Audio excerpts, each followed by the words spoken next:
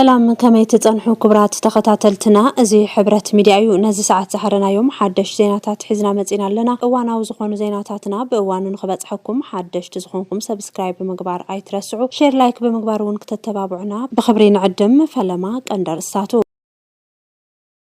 TDF اب كبابي قوبو سقمتي مجمارو انصار بلصقنا زكايدو زلو سلفتات أبي أحمد كاب سلطانو كإلا زبل مرقز تقراي سقمتي أمريكا هابلعلي حزب تقراي ناب أديس أبا كادم شانتو زدغلل مرحي دحننا تقراي أمريكا ناب إيرترا سند ملأخا زقلت حبريتا سراويت تقراي نخاتو تأزاز من محل لافو فانو آداما كمزت قعا تحابيرون واقخمرا أنصار TDF سلفن كبراتن نايزيومن نايكالوت بركت زبالو معبالتاتن كنكافلوكمينا كتكتاتلونا بخبري كنعدم كابز تفلالي فلاتنا زترخب حبريتا كم زحبرو بلصقنا اب مفراس كم زركبن اب سلطان زصنحلو غزا حصير كم زخونن تغليصو اب زحز اوان اب يونيفرسيتي امبون ولغان حيال ناي تمهارو سلفي كايد كم زلو تفليطلو اتوم تمهارو يونيفرسيتي زكايدو زلو سلفي بمخنيات تميت تمرتنا كنكتاتل اي كالنا لزبل كم زخونه زترخب حبريتا يرد بلصقنا اب عبيت كتماتات زلو منقدتات تنصبارقن متكالن منافشاتات نمسرحن لعل ገንዘብ እናፍሰሰ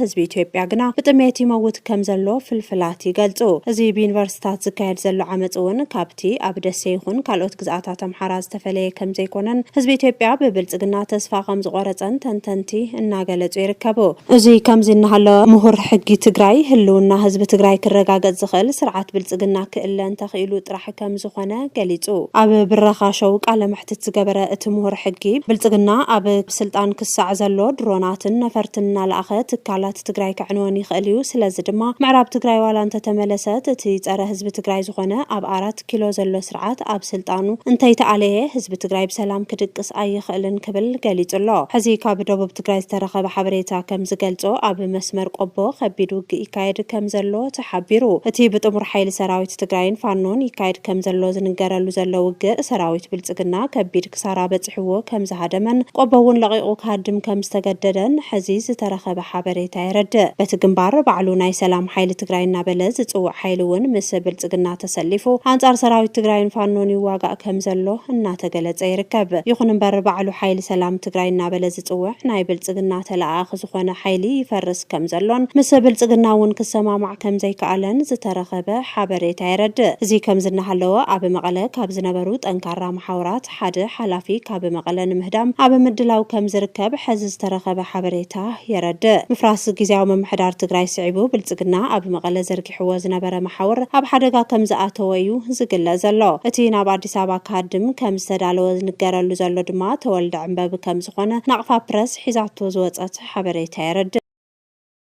ናቕፋ ፕረስ ሒዛቶ ዝወፀት ሓበሬታ ከም ዘስዕብ ቀሪቡሎ ተወልደ ዕንበብ ካብ መቐለ ንምህዳም ይዳለሎ በመሰረት ካብ መቐለ ዝበፅሐና ሓበሬታ ሓላፊ ወታደራዊ ስለያ ሰራዊት ትግራይ ዝነበረ ኣብ ዝሕዚ እዋን ኣብ ምድስካል ተዋፊሩ ዘሎ ኮሎኔል ተወልደ ተስፋ ስላሴ ተወልደ ዕንበብ ብስርዓት ብልጽግና ዝተዋሃቦ ስራሕቲ ኣብ ውሽጢ ትግራይ ስለላን ሓበሬታ ጽምዶ ናብ ብልጽግና ምትሕላፍን ክሰርሕ ዝጸንሐ እንትኾን ኣብ ዝቀረባ ግዜ ድማ ንህይወተይ ሰግየ ሻዕቢያ ይከታተሉን ኣለውና በለ ኣብ መቐለ ብዝነዝሖ ናይ ሓቃዊ ዘይኮነ ሓበሬታ ካብታ ርእሰ ከተማ መቐለ ንምህዳም ይዳሎ ከም ዘሎ ምንጭታት ናቕፋ ፕረስ ካብ መቐለ ሓቢሮም ክትብል ገሊጻላ ናብቲ ዝቕጽል ዜናና እንትንሓልፍ ንተመዛበልትን ተጸበይቲ ረድኤትን ትግራይ መደንገጽ ሓበሬታ ወፂኡ ይርከብ እቲ ኣብ ኢትዮጵያ ከባቢታት ትግራይ ኣምሓራን ኦሮምያን ን3.1 ሚልዮን ካብ ናይ ትካል ተራድኦ ሕቡራት መንግስታት ኣሜሪካ USAID ብዝተረኸበ ሓገዝ ዝወሃብ ዝነበረ ህጹጽ ሰብኣዊ ሓገዝ ኢመርጀንሲ ኦፕሬሽን ፕሮግራም ካብ ወርሒ ሰነ 2018 ዓ.ም ጀሚሩ ከም ዘቋርጽ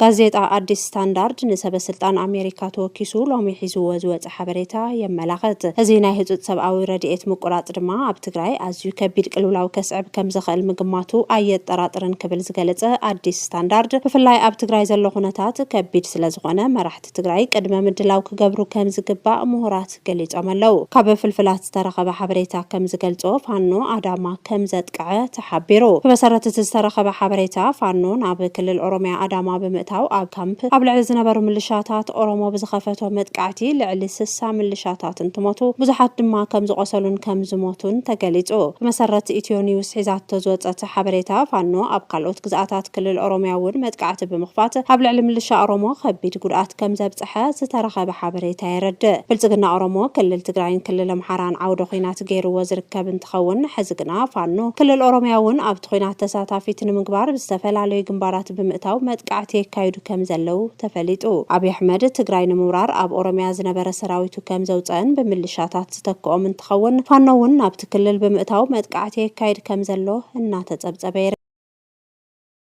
እዚ ከም ዝናሃለወ ኣብ ዋግ ኽምራ አንጻር ሕዋሕት ዝብል ሽም ዝተዋሃቦ ሰልፊ ከም ዝተኻየደ ተፈሊጡ። እቲ ሰልፊ ብካድረታት ብልጽግና ዝተዳለወ እንትኾን ዋና ዓላማኡ ድማ ሰራዊት ትግራይ ካብ ዋግ ኽምራን ካልኦት ግዝኣታት ኣምሓራን ይውፃእ ተመዛበልቲ ይመለሱ ዝብል ከም ዝኾነ ተሓቢሩ። ሰራዊት ትግራይ ፋኖን ኣገው ነጻነት ግንባርን ብሓባር ብምዃን ኣብ ዋግ ኽምራ ኣበርገለን ካልኦት ግዝኣታት ኣምሓራን ኣብ ልዕሊ ሰራዊት ብልጽግና መጥቃዕቲ ብምኽፋት ከቢድ ጉድኣት ብምብጻሕ ከሃድም ከም ዝገበርዎ ክንጽብጽብ ምጽናሕና ዝፍለጥ እንትኸውን በትውግእ ምክንያት ብዙሓት ህዝቢ ኣገው ከም ዝተፈናቀሉ ዝገለጹ ፍልፍላትና ብውግእ ከሸንፍ ዘይከኣለ ብልጽግና ብሰንኪ ሕዋሕት ይኹም ተፈናቂልኩም ዘለኹም ሰራዊት ትግራይ ውጻኢልኩም ናይ ተቃውሞ ሰልፊ ኣካይዱ ኢሉ ኣበል ብምኽፋል እቲ ሰልፊ ከም ዘካየድዎ ተገሊጹ። ኣገው ነጻነት ግንባር ምስ ሰራዊት ትግራይ አንጻር ሰራዊት ብልጽግና እናተቃለሰ ዝርከብን ካብ ህዝቢ ኣገው ልዕል ድጋፍ ዘለዎም እኳ እንተኾነ እቶም ሓዚ ሰልፊ ዝወጹ ብብልጽግና ዝተታለሉን ኣበል ዝተኸፈሉን ከም ዝኾኑ ተሓቢሩ። መማረጽ ዝሰኣነትን ብልጽግና ንህዝቢ ትግራይ ብትልሚ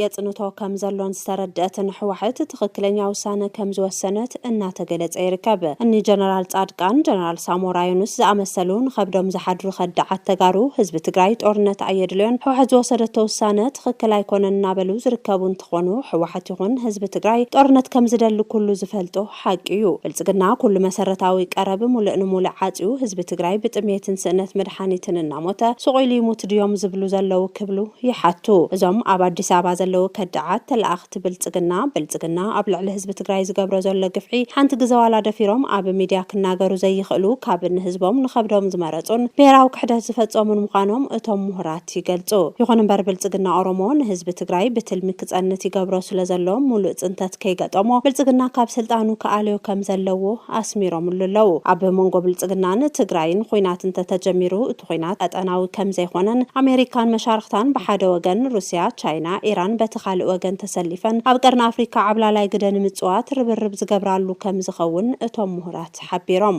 እዚ ከም ዝናሃለወ ንዓመታት ህዝቢ ትግራይ እናጸነተን ሕዋሕት ንኣሜሪካ ሓዊሱ ንኹለን ዓለም ለኸ ትካላት ሓያላት ሃገራትን ብተደጋጋሚ ናይ መጠንቀቕታ ደብዳቤን ትጽሕፍ ሱቂለን ዝነበራ ሕዚ ሕዋሕትን ሰራዊት ትግራይን መርገጽ ምስ ሓዙ መግለጽታት የውጻእ ከም ዘለዋ ተፈሊጡ። ቅድም ክብል ኣውሮፓ ሕብረት ዩኬ ወዘተ ዝኣመሰላ ኣብ መንጎ ትግራይን ብልጽግናን ዘሎ ኩነታት ካድን እቲ ኣፈላላያት ብዘተ ክፍታሕን ዝጸዋዓን እንትኾና ሴኔት ኣሜሪካ መጸዋዕታ ከም ዘቕረበት ተፈሊጡሎ። እቲ መጸዋዕታ ዘይሕጋውያን ሓይልታት ካብ ትግራይ ንኽወጹ ዝጽውዕ እንትኸውን እዚ ዝተለመደን ትርጉም ዘይብሉን መግለጽ ከም ዝኾነ ተንተንቲ ይገልጹ። ሰበስልጣን ኣሜሪካ ይኹን ሕብረት ኣውሮፓ አብይ አሕመድ ውዕል ፕሪቶሪያ ንምትግባር ፈቃደኛ ከም ዘይኮነ እናፈለጡ ንአብይ አሕመድ ተጽዕኖ ካብ ምግባር ጥቕሚ ዘይብሉን ኢልና ነርና ንኽበሃልን መግለጽታት የውጹ ከም ዘለው እቶም ተንተንቲ ይገልጹ። ትሕዝቶ እቲ መልእኽቲ ብሓጺሩ ሰራዊት ኤርትራን ሓይልታት ኣምሓራን ካብ ትግራይ ክወጹን ተመዛበልቲ ናብ ምዕራብ ትግራይ ክምለሱን ዝጽውዕ እዩ። ኣብ ቤት ምክሪ ሰኔት ኣሜሪካ ላዕለወይቲ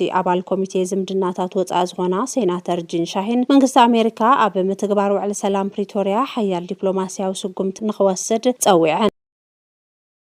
ተን ሴናተር ንዋና ጸሓፊ ጉዳያት ወጻኢ ማርኮ ሩቢዮ ኣብ ዝጸሓፈኦ ህጹጽ ደብዳቤ እቲ ውዕል ሰላም ብሙሉእ ዓቕሚ ዘይምትግባሩ ንዞባ ቀርኒ ኣፍሪካ ናብ ዝገደደ ቅልውላዊ የቃልዕ ከም ዘሎ ኣጠንቂቐን። ሴናተር ጂን ሻሂን ኣብ ደብዳቤን ከም ዝገለጸኦ ሓደ ካብቶም ቀንዲ ውዕል ሰላም ፕሪቶሪያ ዝእዝዞም ነጥብታት ምውጻእ ሰራዊት ኤርትራን ሓይልታት ኣምሓራን ካብ መሬት ትግራይ እዩ። ይኹን እምበር እዚ ውዕል እዚ ብሙሉእነት ዘይምትግባሩን እቶም ሓይልታት ክሳብ ሕዚ ኣብቲ ዞባ ምህላዎምን ንመስርሕ ሰላም ኣብ ከቢድ ስግኣት ኣውዲቕዎ ኣሎ ኢለን ኣለዋ። ተወሳኺ እተን ሴናተር ተመዛበልቲ ምዕራብ ትግራይ ብሰላም ናብ መረበቶም ንኽምለሱ መንግስቲ ኢትዮጵያ ዘለዎ ሓላፍነትን ክዋፃ ኣሜሪካ ሓያል ጽቕጥቅ ትገብር ከም ዘለዋ ኣተኪረን ገሊጸን ኣለዋ። እቶም ተመዛበልቲ ወገናት ኣብ ከቢድ ስክፍታን ስእነት ረድኤትን ከም ዘለው ዝሓበረ እቲ ደብዳቤ እዚ ጉዳይ እዚ ብዲፕሎማስያዊ መንገዲ ክፍታሕ ከም ዘለዎ ኣተሓሳሲበን። እተን ሓላፊት ዝጸሓፍኦ ደብዳቤ ጽቡቕ እኳ እንተኾነ ኣሜሪካ ንብልጽግና ተጽዕኖ ብምፍጣር ከተፈጽሞና ከኣለት ኮነ ኢላ ትኹረት ዘይሃበቶ ጉዳይ ስለ ዝኾነ እቲ ደብዳቤ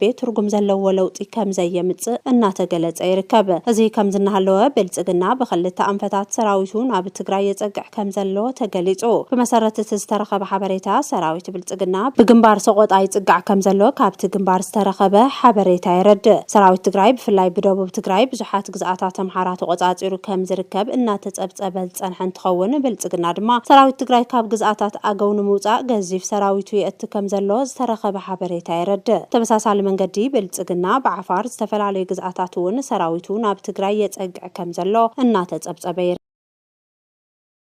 ነባር ቤት ምኽሪ ትግራይ ናብ ስራሕ ይመለስ ዝብል ውሳነ ከም ዘይቅበልዎ ፕሬዝደንት ሌተናል ጀነራል ታደሰ ወረደ ገሊጾም። ፕሬዝደንት ጊዜያዊ ምምሕዳር ትግራይ ሌተናል ጀነራል ታደሰ ወረደ ነዚ ዝገለጹ ሚያዝያ 21 2018 ምስ ርእዮት ሚድያ ኣብ ዝገበርዎ ጻንሒት እዩ። እቲ ውሳነ ከስዕቦ ዝኽእል ሓደገኛ ውጽኢት ዘመላኽቱ እንትኾን ይኹን እምበር እቲ ውሳነ መንግስቲ ፌደራል ኢዱ ንኽእቱ እቲ ኩነታት ልዕሊ ዓቕሚ ኮይኑሎ ኢለን ኣብ መንግስቲ ፌደራል ጻውዒት ኣይገብርን ዝሓተተን ኣካል እውን የለን ኢሎም ፕሬዝደንት ታደሰ ወረደ። ኣብዚ ሕዚ እዋን ኣብ ትግራይ ብዙሓት ምክፍፋላት ተፈጢሮም እዮም። በዚ ምክንያት እዚ ብዙሕ ሓሳብ ዘለዎ ዝተገለለ ትግራዋይ ከመይ ኣኪብና ትግራይ ናብ ዝሐሸ መንገዲ ነሰጋግራ ከመይ ዝሐሹ ኣማራፅታት ንርአ እዩ ዘተሓሳስበኒ ኢሎም ኣለው ሌተናል ጀነራል ታደሰ ወረደ። እቲ ጉዳይ ናተይ ስልጣን ተናዊሕልካ እዩ ወይ ድማ ኣይትቕፅልን ኣይኮነን። እቲ ዋና ዛዕባ ከመይ ጌርና ካብቲ ነባር ቤት ምኽሪ ይመለስ ጊዜያዊ ምምሕዳር ኣብቂዑ ትግራይ ናብ ንቡር ቀጻሊ መረፃ ነሰጋግራ እዩ ክኾን ዘለዎ ዝበሉ ሌተናል ጀነራል ታደሰ ወረደ እቲ ውጥጥ ውልቃዊ ጉዳይ ዘይኮነስ ዝተሓላለኸ ናይ ትግራይ ዛዕባ ናብ ሕጋውነት መረፃ ምምችቻው ምግባር እዩ ኢሎም። ብምቁራጽ ነዳድን በጀትን ኣብ ዘለሉ ኩነታት ኮይኖም ብዙሕ ፈተናታት እናሓለፉ እቲ ጊዜያዊ ምምሕዳር ይመርሑ ከም ዘለው ዝገለጹ እቶም ፕሬዝደንት እቲ መንግስቲ ሰራሕተኛ ብዘይ ደመወዝ ንዝኸፍሎ ዘሎ ኣገልግሎት ዝነኣድዩ ክብሉ ገሊጾም ኣለው። ስለዚ ድማ ጀነራል ታደሰ ወረደ ንፌደራል መንግስቲ ሓግዘና ይበልክዎን ክብል ተሰሚዖም። እዚ ሓሳብ ጀነራል ታደሰ ዋላ እኳ ዝነኣድ እንተኾነ ነገር ግን ጊዜያዊ ምምሕዳር ትግራይ መንተሓድነትን ብሄራዊ ጥቕሚ ህዝቢ ትግራይን ክበሃል ስልጣኑ ብሰላም ከረክብ ጻውዒት ይግበረሉ ኣሎ። ይኹን እምበር ፌደራል መንግስቲ ሎሚ ሓድሽ ምንቅስቓስ ከም ዝጀመረ እዩ ብስፍሓት ዝንገር ዘሎ። እዚ ሓድሽ ምንቅስቓስ ድማ ብተጋሩ ነባራት ጀነራላት ኣቢሉ ካብ ናይ ባዕሉ ድሌት ተላዒሉ ትግራይ ንምውራር ምንቅስቓስ ምጅማሩ ዝገልጽ እዩ። ጊዜያዊ ምምሕዳር ጻውዒት ከም ዝገበረሎም ሲሉ ናብ ትግራይ ሰራዊቱ ከእቱ ዝትልም ዘሎ ኣብይ ከም በዓል ጀነራል ሳሞራ ዩኑስ የሰልፍ ምህላው ድማ ተሓቢሩ። ጀነራል ሳሞራ ዩኑስ ኣቕሪቦ ዝተባሃለ ገምጋም ከም ዘቃልሖ ድማ ኣብዚ ሕዚ ሰዓት ሰራዊት ትግራይ ዝምልከት ገምጋም ኣቕሪቡሎ። እቲ ገምጋም ድማ ጀነራል ሰራዊት ትግራይ ካብ ኣላማጣ ዘይሓልፍ ዓቕሚ ከም ዘለዎ እዩ ተዛሪቡ ዘሎ። ነስዕቡ እውን ጀነራል ሳሞራ ሰራዊት ትግራይ ከዋግአና ስለ ዘይኽእል ኣብ ሓፂር እዋን ትግራይ ክንቆጻጸር ኢና ዝብል ሓሳብ ኣንጸባሪቑሎ።